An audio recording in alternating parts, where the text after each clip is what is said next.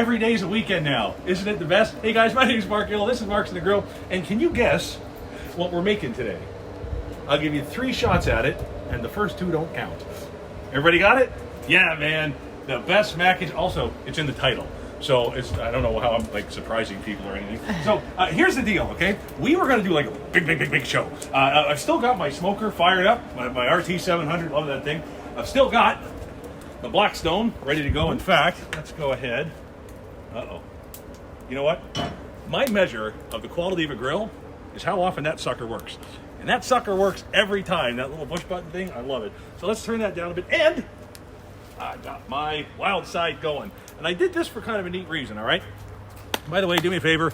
Put down in the comment section where you're watching from. Hit that like and subscribe button. We're going to come to you lots with all kinds of fun stuff in the backyard, ways to stretch out your food dollar. And that's kind of why we're here today, because we did a brisket a couple of days ago. If you watched the show, you knew that. If you don't, we did it, I promise.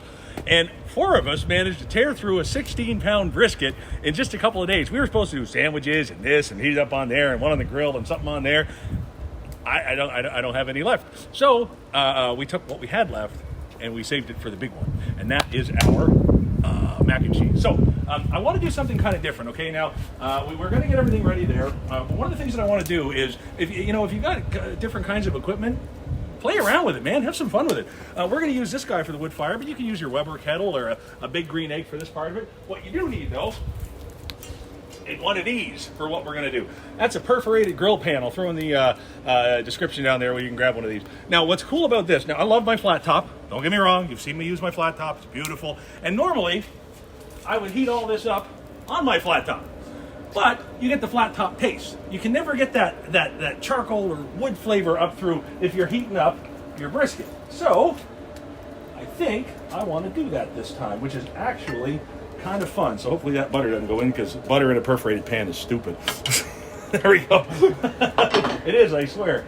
But what's neat about this, now, I couldn't do this with a grill mat, because honestly, a grill mat on this thing gets pretty hot. And a grill mat, it doesn't give that kind of fire that I want, that taste that I want. I'm going to hold this up. See that? See what's going on there? All that meat. I can see it. That means that the fire can see it and the flame can see it. So I'm going to set that right there. And I'm actually just going to bring this up and I'm going to slowly let this do its work. I'm not going to fiddle around a lot with it, because the brisket was really nice, really tender, and kind of fall apart. So I don't want it shredded. I just want to heat it up. But what's cool about this, I use the flat. All right, when you do a brisket, you've got the flat and the point. The point's that nice fatty side, and the flat is like lean. So if you're in a barbecue restaurant, do you want it lean, or do you want the fattier side? The problem with the flat is when you cook it at the same time as the point's like this, flat's like this. This is shooting for 195 to 200 degrees. This gets there a lot sooner, dries out for. This is happy. Got it?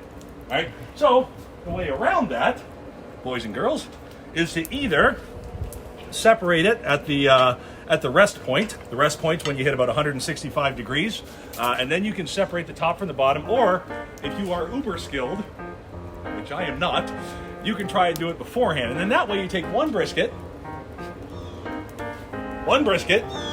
and then separate it into 2. And then this will cook at the same time as this, because you got 2 probes and you get it. So anyway, the end of the flat, the little like kind of burnt end. Oh, see what I did there? A lot of people make burnt ends out of those. They put it in like a sugar or syrup, whatever it is, and it gets nice and yummy. So this way, oh gosh, that's nice. In the mac and cheese, that burnt part is going to soften up really well. So this is just picking up that flavor really nice, and this is melting really nice. So here, you want 2 tablespoons of butter. That matters. There we go. And then you want to do 2 tablespoons of flour. There we go. Don't do what I did on the last one and just put it in one big pile, because that's dumb. And then you want about a half a teaspoon of mustard seed, just like that. And you're just going to kind of work it in.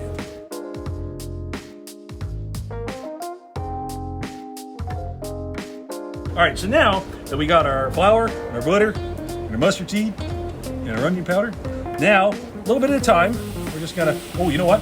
I'm not gonna do it with a silly red thing like that. I'm gonna do it with a silly whisk. So you just wanna start incorporating this, okay? There we go. So this is gonna go ahead and be happy for just a couple of minutes. while it just cooks down a little bit. There we go. There. It's starting to pop here, and it's starting to get nice and soft and warm. I love this. I'm not looking to kill it with the heat. I just want that smoky flavor happening. Oh, imagine the flavor layers on that. Oh, cool. All right, so now what we're gonna do is, by the way, this pan is very cool. Everything you see on the set here, well, you know, if you like any of it, if you got any questions about it, just ask. You know, we work with all this stuff. This is actually a non-stick cast iron pan. And yes, that's the coolest thing you've ever heard of, a non-stick cast iron pan. So now we're gonna put in 1 pound of cubed Velveeta because it's diet night. No, it isn't. It's not diet night, no sir. Here we go. All right, so now this is gonna just melt down. This is the exciting part here, the stirring.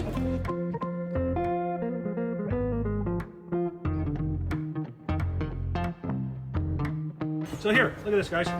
That's about what we're looking for the next step. So we're gonna put about a half cup of, now you can use whatever. They say use sharp cheddar, but I've always disagreed with they.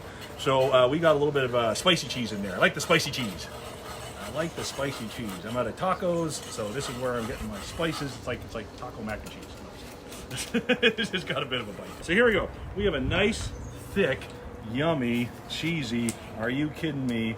Look at that. Now listen, you can use shredded cheese for all of this, like the whole thing. The problem with shredded cheese at the store is there's a wax on it, all right? And that wax, unfortunately, stops you from getting this, which is kind of what you're looking for, right? So if you want to use shredded cheese, if that's your thing, if you got to take a stand and I'm just going to do it, then what you want to do is get a block and shred your own cheese, no wax. All right, so now... Hi, Mom. Hi, Mom. This is 2 cups of pre-cooked macaroni and cheese.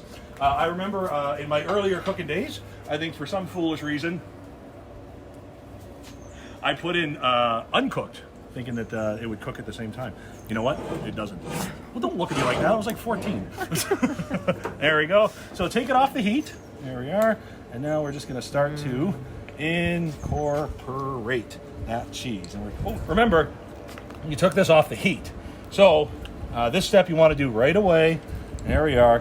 So now, there we go. By the way, this is my Blackstone range top combo. Remember I said, it's really cool if, and listen, things are changing, man. We are just not gonna go sit in restaurants as much as we used to for a while anyway. So if you've got a little bit left in that entertaining budget that you were setting aside for dinners every now and then, you know what? I say buy some equipment for the backyard, man. If you're a grill type, take that dinner money for the next couple of months and buy a piece of equipment, because I got to tell you something, there's nothing more satisfying, mind-taking offness, think about other thingness, as just cooking. Just get, you know what, take 6 hours and make yourself a cupcake, right? Just do these things. You'll learn the things you've always wanted to learn on the tools you've always wanted to have. Why not, right? So this is mixed up. This is all happy. So now I want my birds and meat. All right. So now we're just going to try and evenly. Remember, I'm trying to be gentle with this because this is kind of shreddy, pull apart. Why am I blocking the entire view with my pan? There we are. Look at that. So that's nice. Ooh, that's some lovely placement. Yeah. I'm pretty happy with that. Oh, by the way, remember I said non-stick? Look at this. Check this out. 3 layers of non-stick over carbon steel. That's my cleanup. So for this, about a half a cup of breadcrumbs, seasoned or not, that's your call. 1 tablespoon of the butter and 1/4 cup of the cheese. And then you're just going to kind of give it a mix. That's all. This is what's going to give you that nice brown, crunchy top. So now let's go ahead and nice and evenly. Oh, nice food shot. Here we go. Here we go. There you go. That's quality showmanship, cameramanship. What is that? What is that? Yum, yum, yum. That's Mark striving for attention. That's what that is. So guys, there you go. You got it. You're ready. Everybody's happy. That is set. So now what are you going to cook it in? You got 20 minutes, 15 to 20 minutes at about 350 to 375 degrees. So yes, go ahead and put it in your oven.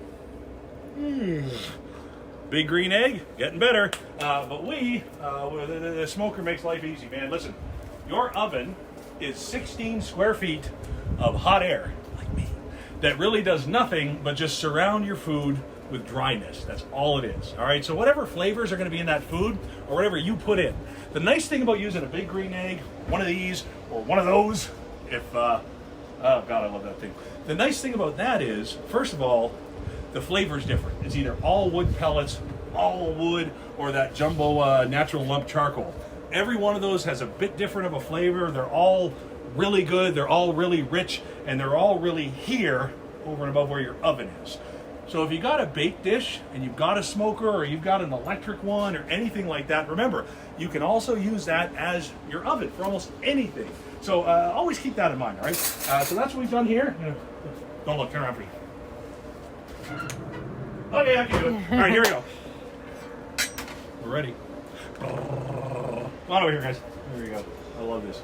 I love the big horns. The horns are my favorite. Look at that. I keep nice and shiny. There we are. Have a look here, guys. Oh, you know what? Let me make sure we get this one going. We have 2 rounds. We've been, we've still been doing our best to bring the neighbors treats every now and then. So every now and then, we make a little extra. So here we go, guys. I'm gonna pop this in for about 20 and take this out, which has been in for about 20. There we go. Lovely. Now look at that. It's round. It's perfect. It's beautiful. Can I get that black spoon, Maria? Here we go. Here we go. Oh, bubbling. I like when it bubbles. Oh, look at it bubble away. Bubble, bubble, bubble, bubble, bubble. There we go. Look at it bubble. So now, oh yeah, look at that. That brisket is perfect. And I mean perfect. It's so perfect I can't even deal with it. It was perfect when it came out of the smoker.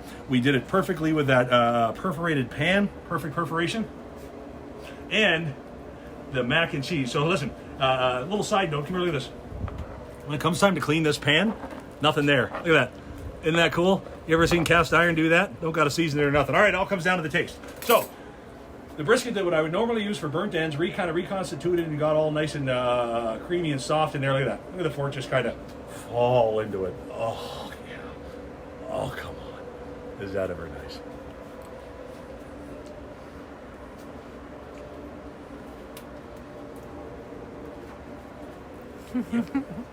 I'm gonna have a cup of this, and I think I'm just gonna tape some right here. It's comfort food, man. All right, one more bite for me, and then I will let it go. Fish? There. It's okay, we're close. You can have your own spoon. That's for you. Try it, though. Give it a go. Is it hot? Not bad. It's cheesy, though, isn't it? Isn't that good?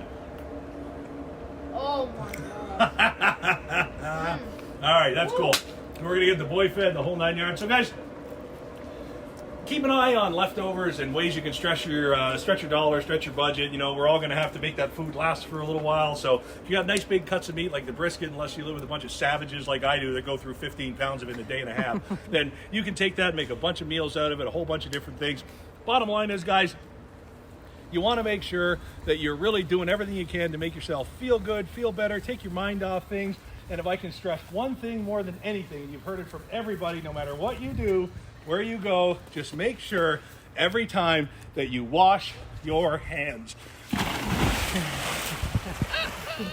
Oh, that's cold. Bye, everybody.